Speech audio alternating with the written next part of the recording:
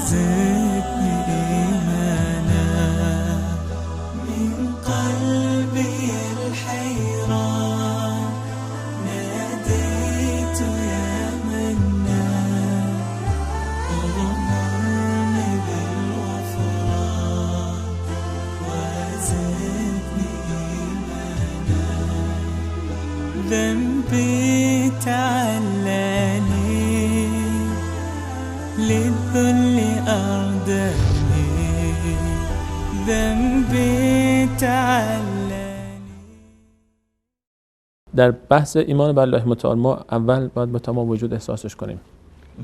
ایمان به الله متعال رو، خود الله متعال رو باید احساس کنیم، باید بهش برسیم. نه که فقط یک چیزی شنیده باشیم یا ارث برده باشیم یا در شناسنامه ما نوشته باشن که آقا بچه مسلمانه، باباش مسلمان بود، مادرش مسلمان بود، با دنیا اومدیم دست ما رو گرفتن بردن مسجد، گفتن بگو الله، گفتیم الله. وقتی به دنیا اومدیم در گوش ما اذان دادن، الله اکبر گفتن و همینجوری. نه، اینو ما باید با تمام وجود احساسش کنیم. به همین خاطر وجود الله متعال یکی از مسائل اصلی است در ایمان به الله متعال. باز ما اولین مسئله‌ای که باید مد نظر ما باشه خود وجود الله متعال رو ما باید احساس کنیم. ما باید این مسئله برای ما ایمان به وجود الله متعال، یعنی باور به وجود الله متعال، اعتقاد به وجود الله متعال رو ما باید تجربه کنیم. ما باید با الله زندگی کنیم. ما باید با الله در زندگیمون دوست بشیم. ما باید با الله رابطه پیدا بکنیم. ما باید با الله متعال اون رابطه بندگی و معبودی که هست، رابطه مخلوق و خالقی هست، رابطه محبوب و محبی که هست باید داشته باشیم.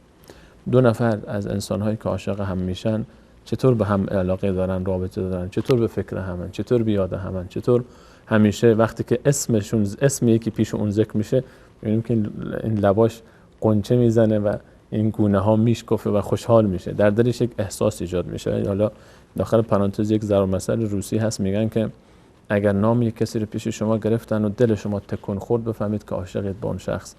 و الان این معنا رو ما خیلی زیباترش رو الله متعال در قرآن مطرح میکنه که انما المؤمنون الذين اذا ذكر الله وجلت قلوبهم.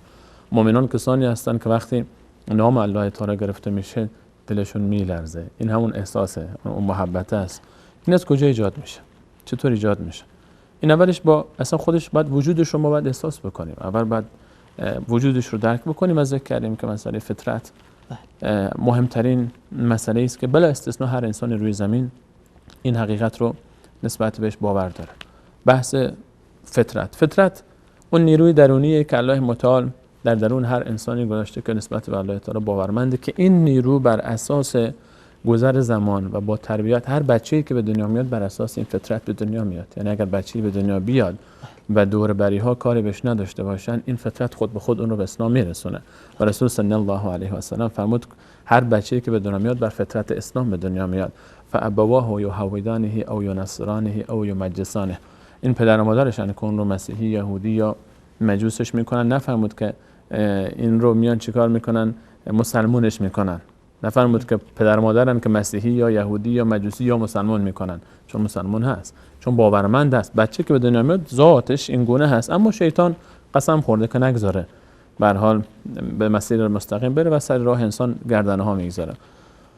این اون فطرتی است که الله متعال میفرماید فطرت الله التي فطر الناس علیها. این اون برنامه‌ریزی اصلی که وجود ما بر اساس اون هست، درباره‌اش صحبت کردیم. این فطرت یک ویژگی مهم داره.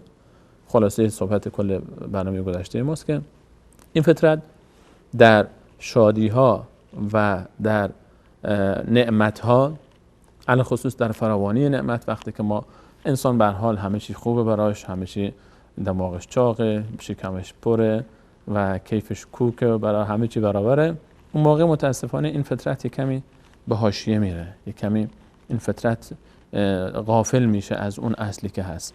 اما وقتی که در مصیبت ها و مشکلات و مصائب میرسه انسان، وقتی که در کوارث، وقتی که در مصیبت های بسیار بزرگ، وقتی که در منجلاب گیر میکنه، در باطلاق و امید انسان از همه قطع میشه، یک دفعه میایم میبینیم که این فطرت خودشو نشون میده.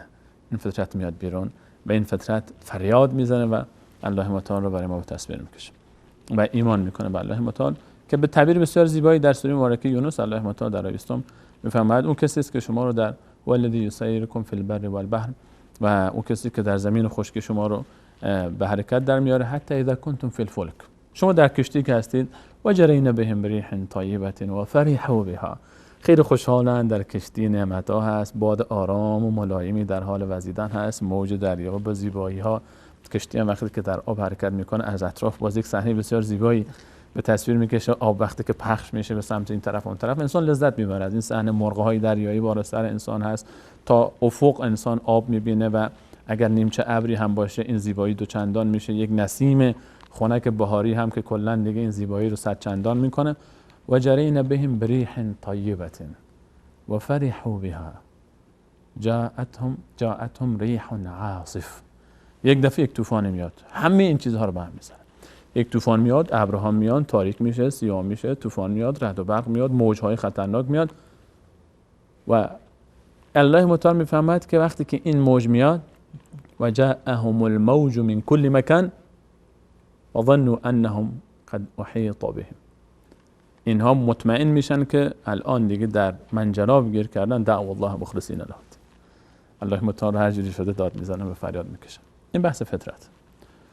یکی از دلایل اثبات و حقانیت وجود الله متعال همین وجود انسانه. ما باید بشینیم تفکر بکنیم، هر کسی که فکر میکنه این چه نیرویه.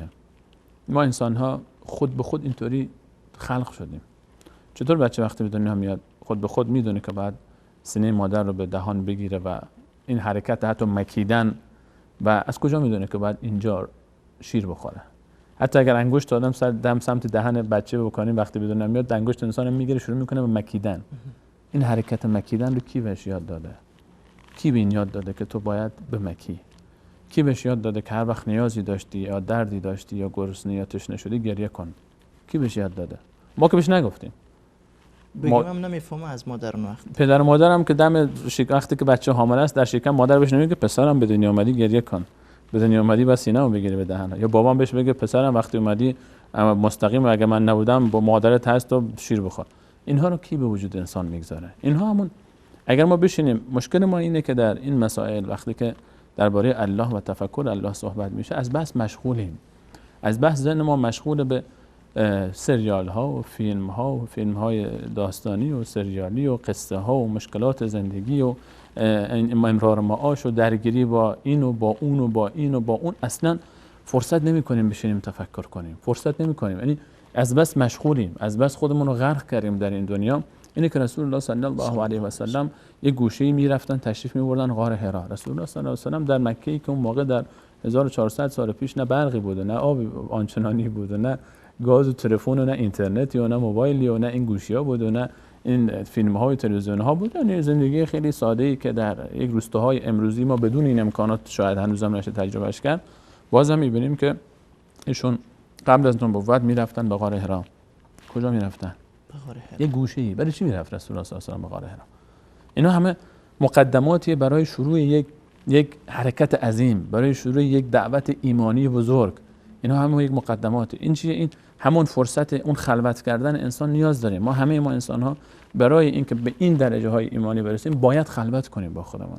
باید بریم یک گوشه‌ای بشینیم، باید بریم یک گوشه‌ای، نه اون خلوتی که بعضی‌ها از دنیا میبرن و میرن و غارنشین میشن. بله رسول صلی الله علیه و سلم به امر الله متعال این کارو کرد، اما الان دیگه وقتی که رسالت شروع شد دیگه نرفت تو غار بشینه. بعد از اینکه در رسول صلی الله علیه و سلم رسالتشون شروع شد در 23 سال همیشه در بطن جامعه بود. اما به ما یاد داد که برای اینکه شما اگه بخواید به ایمان برسید با خودتون خلوت کنید، یک گوشه‌ای بشینید فکر کنید. این فرصت در یک جای یک گوشه‌ای ما باید بشینیم به دور از همه این هیاهو و این سر صدا. یک فیلم سینمایی تا 6 ساعت 7 ساعت 10 ساعت ذهن انسان رو مشغول میکنه بعد از خودش. معنی یک فیلمی که طرف دیده سر و صدا، این کجا فرصت پیدا میکنه که بشینه درباره الله متعال بعد از فیلم فکر کنه، بشینه فکر بکنه همش درباره صحنه‌های فیلم تو ذهنش است. یک وقت‌هایی باید بگذاریم برای این کار، باید یک وقت‌های اختصاص بدیم و تفکر کنیم و تعقل کنیم و به این نتایج برسیم. الان در این باب وقتی که ما میام نگاه میکنیم فطرت رو ما در وجود خودمون داریم، ندای درونی، یک ندایی که از داخل هست. این به ما خیلی کمک میکنه در بار ایمانی که بعداً ما میتونیم کسب بکنیم. من قلبي الحيران ناديت يا منان اغمرني بالغفران